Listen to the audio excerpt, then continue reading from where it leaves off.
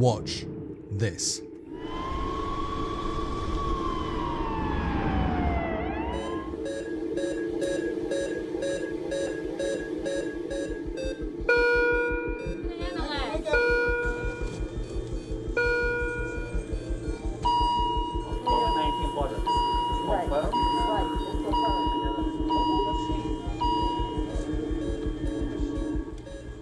You're watching this, maybe reliving this. Any struggling, ICU units filled to the brim, danger and death, and yet. We're getting a lot of messages from doctors on the front line that the current situation is in many parts of the country inadequate. The people are feeling unprotected. You might wonder why I'm bringing up Wayland Corporation, a fictional company that exists in the Alien franchise. It's pretty simple. The company's ethos is profit is the bottom line. Nothing else matters, including your lives, which almost makes them more sinister than the actual creature that Ripley is always trying to kill. I then beg the question, is that any different to what we've seen taking place both within government and within Mone's companies? Whilst Britons were fighting for their lives, politicians were rejoicing and revelling in their homes, including Boris Johnson and current Prime Minister Rishi Sunak. Months later, both would repeatedly lie to the public, breaking all the rules they created. You live and work in this building where there were multiple gatherings during lockdown. Were you aware of any of them?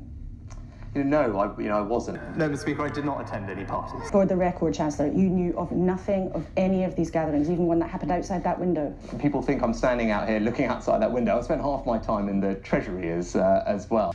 Listen to what you're saying. It's paranoid delusion. It's really sad. It's pathetic. And then we come on to these two. This is Michelle Mone, also known as Baroness Mone. In the 1990s, she set up a lingerie firm called Ultimo. In 2010, she was offered the OBE for services to business. In 2015, she joined the House of Lords as Lady of Mayfair. I was lucky that my mum and dad taught me dreams can come true. If you work hard, be honest, and never ever give up. Then have a listen to what she had to say in 2017 about business. Everything is transparent, everything is on a ledger, and I wouldn't be getting involved with anything, being a baroness in the House of Lords, if anything was dodgy. And where have we heard that before? Just tell me one thing, Burke. You're going out there to destroy them, right? Not to study, not to bring back, but to wipe them out. That's the plan. You have my word on it. We then skip to April 2020, where we have the beginnings of the pandemic, and a government that has made no preparations since Operation Cygnus to prepare for a pandemic.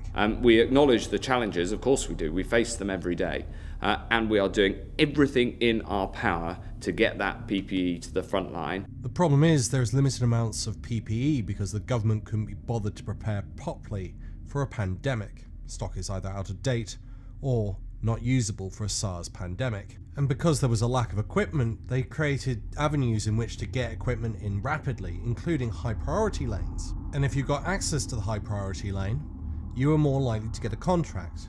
1 in 100 through the regular lanes, 1 in 10 if you got through the high priority lane. At the time, whenever anyone approached us saying that they could help source PPE, they were always referred to an appropriate channel. They had to go through a procurement process. Gove is being questioned here about Michelle Mone. It's in regards to an email he received from Michelle Mone where she requests that he fast track her application. 4 days after receiving that email, PPE Med Pro Limited is set up. And according to official documents, the referral is from Baroness Mone and it's supported by a person by the name of Lord Agnew. Within 2 weeks, the company had been awarded 2 contracts worth in total £200 million. And according to the Times, she was selling those masks for double the money, making it something akin to war profiteering, except obviously done during a pandemic. You know, Burke, I don't know which species is worse. You don't see them each other over for a goddamn percentage. However, PPE Med Pro was selling the masks at 38.5 pence. The problem is, other companies were selling the same masks, but they were selling them at almost half price. Brandology sold the same mask for 14.5 pence, and Blue Leaf sold the mask at 20.1 pence per mask.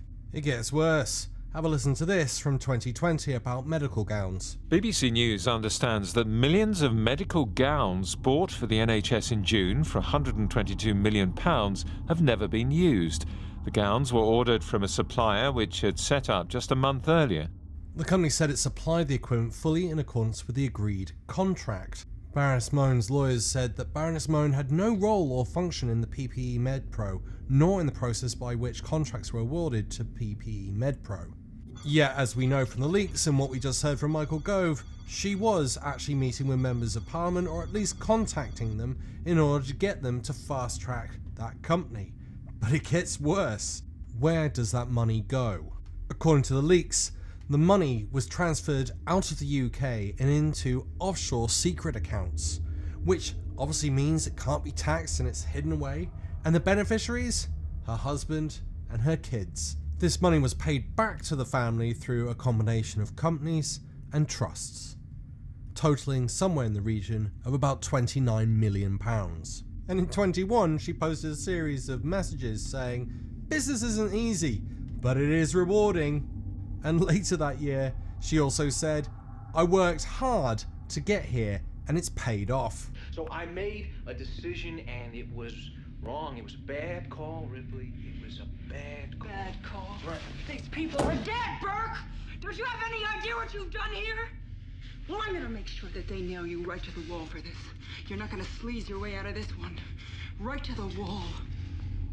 And just to cap it off, in 2021, she was accused of sending a WhatsApp message to an Indian man calling him a waste of a white man's skin.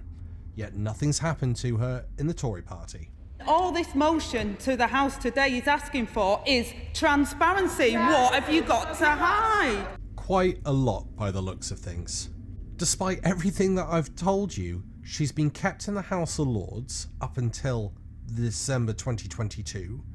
She's been there 7 years, sat 6 times in total, and only submitted 22 questions. That's it, and they've kept her on. Why do you think that might be? The simple takeaway from all of this? Government and business are highly corrupt in the UK. So corrupt, they have no care or interest in your money that you pay in taxes, nor in your health. The only thing they truly care about is the bottom line, and how much they can extract out of you and your taxes. In Downing Street, no one cares if you scream.